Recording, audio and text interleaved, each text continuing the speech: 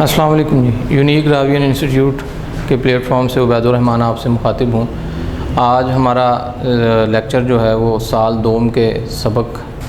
تشکیل پاکستان کے حوالے سے ہے۔ یہ سبق بہت اہم ہے، پیپر کے حوالے سے بھی بہت اہم ہے، اور اس کی ایک سب سے بڑی خوبی یہ ہے کہ اس سے ہمیں ہمارے پیارے وطن پاکستان کے بننے کے مراحل اور اس کے تاریخی سیاسی پس منظر کے حوالے سے بھی کافی معلومات ملتی ہیں۔ سبق کا عنوان ہے تشکیل پاکستان۔ تشکیل کے لفظ کا جو مطلب ہے، جو اس کا معنوی مفہوم بنتا ہے، وہ یہ ہے کہ کسی چیز کا درجہ بدرجہ بننا، شکل اختیار کرنا۔ تو تشکیل کا مطلب یہ ہوا کہ پاکستان کن مراحل سے گزر کر وقوع پذیر ہوا،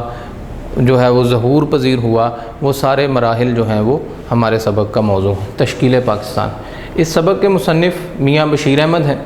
جو مسلم لیگ کے رہنما تھے اور مسلم اسٹوڈنٹس فیڈریشن کے صدر بھی رہے 1941 میں۔ اس کے بعد قائد اعظم کے قریبی ساتھیوں میں بھی شمار ہوتے تھے، اور قائد اعظم سے ان کا بڑا قریبی عقیدت کا تعلق جو تھا وہ قائم تھا۔ سبق کے اندر سب سے پہلے ہم یہ ذہن میں رکھیں کہ بر صغیر میں مسلمانوں نے ایک طویل عرصے تک حکومت کی۔ ویسے تو یہ حکومت مختلف زمانوں میں بڑھتی، کم ہوتی اور اپنی شکلیں بدلتی رہی، لیکن جو 325 سال کا مغل دور ہے اسے بر صغیر کی مسلم حکمرانی کا سنہری دور بھی کہا جاتا ہے۔ اس میں بڑے بڑے جاہ و جلال اور شان و شوکت والے بادشاہ بھی گزرے، اور بالآخر چونکہ ہر عروج کو زوال ہے تو یہ شیرازہ بھی بکھر گیا اور اس سلطنت کا سورج بھی غروب ہو گیا۔ وہ کیا مراحل تھے اس کو بھی ہم تھوڑا سا ڈسکس کرتے ہیں کہ آخری مغل بادشاہ جو جن کا دور حکومت جو ہے جن کے دور حکومت میں سب سے زیادہ رقبہ بھی مغل حکومت کے زیر قبضہ تھا، وہ اورنگزیب عالمگیر تھے۔ اورنگزیب عالمگیر کی وفات ہوئی ہے 1707۔ 1707 سے لے کر 1857 تک مختلف بادشاہ آئے اور چلے گئے، اور محلاتی سازشیں اور اخلاقی اور معاشرتی پستی اور اس کے ساتھ سیاسی کمزوری اپنی انتہا کو پہنچی ہوئی تھی۔ اس سیاسی افراتفری کے دور میں کوئی ایسا حکمران میسر نہیں آیا جو اس گرتی ہوئی عمارت کو سہارا دیتا، اس بڑی سلطنت کو سنبھالتا۔ ہر بادشاہ جو ہے وہ سازشوں کا شکار بھی ہوا، عیش و عشرت میں بھی پڑے رہے، نتیجتاً بالآخر مغلیہ سلطنت جو ہے وہ زوال پذیر ہو گئی۔ 1707 سے لے کر 1857 تک 1857 جسے ہم جنگ آزادی کہتے ہیں، یہ 150 سال کا جو عرصہ ہے، یہ وہ دور ہے جس میں انگریز جو ہیں وہ آہستہ آہستہ آہستہ آہستہ اس بڑی سلطنت پر وہ قابض ہوتے رہے، اپنی سازشوں کے ذریعے، روپے پیسے کے استعمال کے ذریعے، اپنے اثر و رسوخ کے ذریعے، اور اس کے ساتھ ہم یوں کہہ سکتے ہیں کہ جدید جو ان کے ساتھ جدید تعلیم تھی اور اس کے ساتھ جدید آلات تھے، اس کی مدد سے وہ بالآخر اس حکومت پر قابض ہو گئے، اور 1803 میں انگریز دلی میں آ گئے۔ 1803 سے 1857 تک انگریزوں کی انتظامی طور پر حکومت قائم ہو چکی تھی، لیکن نام کا مغل بادشاہ، نام کا ایک قلعہ، وہ ساری جو ہے وہ رکھ رکھاؤ جو مغل بادشاہوں کا تھا وہ چلتا رہا، اور مغل بادشاہ اپنی عیش و عشرت میں جو ہے وہ پڑے رہے، اور انگریز جو ہیں وہ انتظامی طور پر دلی اور ہندوستان کے مالک بن چکے تھے۔ ان ریشہ دوانیوں، اخلاقی، معاشرتی، سیاسی پستی کی وجہ سے مغلیہ حکومت کا زوال 1857 میں مکمل ہو گیا۔ ایک جنگ آزادی ہوئی، اسے انگریز غدر یا بغاوت کے نام سے یاد کرتے ہیں۔ بہت زیادہ قتل و غارت ہوئی، اور مغل حکومت جو نام کی رہ گئی تھی اس کا نام و نشان بھی مٹ گیا۔ برطانوی تسلط جو ہے وہ 1857 سے لے کر 1947 تک قائم رہا۔ گویا وہ حکومت جو سال ہا سال کی کوششوں کے بعد انگریزوں نے حاصل کی، وہ محض 90 سال تک جو ہے وہ قائم رہی۔ اب یہاں سے ہم جو ہے وہ گفتگو کو سبق کے مطابق آگے لے کر چلتے ہیں کہ کہ برطانوی حکومت قائم ہونے کے بعد اور مغلیہ حکومت کے خاتمے کے بعد مسلمانوں کی دوبارہ ترقی اور دوبارہ ان کو عروج کی طرف لانے کے لیے دو طرفہ کوششیں کی گئیں۔ ایک کوشش جو ہے وہ مذہبی رہنماؤں کی طرف سے ہوئی اور ایک کوشش جو ہے وہ جدت پسند رہنماؤں کے حوالے سے ہوئی۔ مذہبی رہنماؤں میں سید احمد بریلوی کا ذکر جو ہے وہ بہت ضروری ہے، کیونکہ یہ وہ شخصیت تھے جنہوں نے مسلمانوں کا ایک نظام حکومت قائم کر کے جو ہے وہ دوبارہ مسلمانوں کو جو ہے وہ سنبھالا دینے کی کوشش کی، اور اس کے لیے انہوں نے شمال مغربی سرحدی صوبہ جو آج KPK یا خیبر پختونخوا کہلاتا ہے اس علاقے کا انتخاب کیا، اور پشاور سے انہوں نے اپنی فتوحات کو جو ہے وہ بڑھایا، لیکن اپنوں ہی کی غداری کی وجہ سے بالآخر یہ بالا کوٹ کے مقام پر 1831 میں شہید ہو گئے۔ یوں مسلمانوں کی بہتری کی کوشش مسلمانوں ہی کے ہاتھوں جو ہے وہ برباد ہو گئی۔ ان کی جو کوشش ہے وہ 1816 سے 1831 تک ہے کہ پنجاب اور KPK کی طرف جو علاقہ ہے دریائے جہلم سے اوپر یہاں جو ہے وہ سکھ قابض تھے، تو ان سکھوں کے خلاف جو ہے وہ سید احمد بریلوی نے مذہبی جہاد کی جو ہے وہ مہم شروع کی۔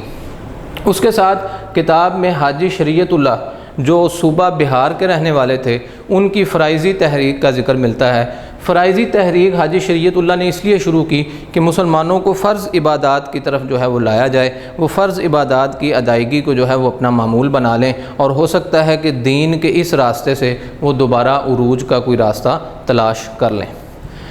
دوسری طرف جدت پسند رہنما تھے جن میں سب سے بڑا نام سر سید احمد خان ہے۔ میری نظر میں سر سید احمد خان اس قوم کے بڑے محسن ہیں۔ یہ تعلیم کا جو سلسلہ اس وقت چل رہا ہے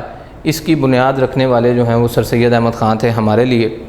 کیوں کہ مسلمانوں کے زوال کی ایک بڑی وجہ جو ہے وہ تعلیمی پستی تھی، تو انہوں نے اس کمی کو شدت سے محسوس کیا اور اسے دوبارہ جو ہے وہ مسلمانوں کو تعلیم کی طرف اپنی قوم کو انہوں نے لگایا۔ سر سید نے بہت سے ادارے قائم کیے، ان میں بڑا نامور ادارہ جو ہے وہ علی گڑھ کالج ہے جو بعد میں 1920 میں یونیورسٹی بن گیا، اور اس میں ایک قابل ذکر بات یہ ہے کہ یہ سیاسی مرکز رہا مسلمانوں کا، یعنی جب تک سر سید رہے اور اس کے بعد بھی کافی حد تک جو ہے وہ یہاں سے مسلمانوں کے سیاسی حقوق کی آواز اٹھائی جاتی رہی۔ رسالہ تہذیب الاخلاق سر سید احمد خان نے جاری کیا، جس کا مقصد یہ تھا کہ نوجوان نسل کے اندر جو ہے وہ شعور بیدار کیا جائے اور ان کو رہنمائی دی جائے۔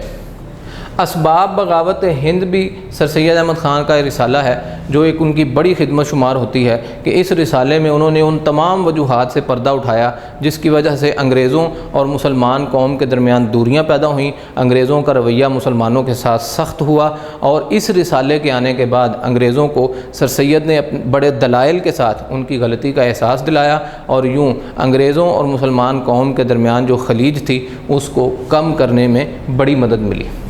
اس کے بعد سر سید نے محمدن ایجوکیشنل کانفرنس کا ایک ادارہ قائم کیا، سائنٹیفک سوسائٹی کا ایک ادارہ قائم کیا، اردو ہندی تنازعہ۔ سر سید کے دور زندگی میں سب سے اہم واقعہ جس کے بارے میں سر سید کہتے ہیں کہ مجھے اب یقین ہو گیا کہ ہندو اور مسلمان جو ہیں وہ اب اکٹھے نہیں چل سکیں گے، وہ 1857 کا اردو ہندی تنازعہ ہے، جس میں بنارس جو ہندوستان کا ایک شہر ہے وہاں کے ہندوؤں نے اردو زبان اور اس کے رسم الخط کے خلاف تعصب کا اظہار کیا، اور اس پر جو ہے وہ جھگڑے ہوئے، جس کی وجہ سے مسلمان اور ہندو قوم کے راستے جو ہیں وہ الگ ہونے کی ابتدا پڑی۔ مسلم مفادات کا تحفظ۔ سر سید احمد خان کی اگر آپ زندگی کا مطالعہ کریں تو ان کی زندگی سے ہمیں یہ سبق ملتا ہے کہ وہ ساری زندگی مسلمان قوم کو اوپر اٹھانے کی کوشش کرتے رہے۔ ان کی تمام تر کوششیں یا تو تعلیمی لحاظ سے تھیں یا معاشرتی اور اخلاقی گراوٹ سے مسلمانوں کو نکالنے کے لیے تھیں، اور سیاسی طور پر بھی انہوں نے مسلمانوں کو کافی جو ہے وہ شعور دیا۔ سر سید احمد خان کی تحریک میں ان کے کچھ رفقا ہیں جن میں نواب محسن الملک،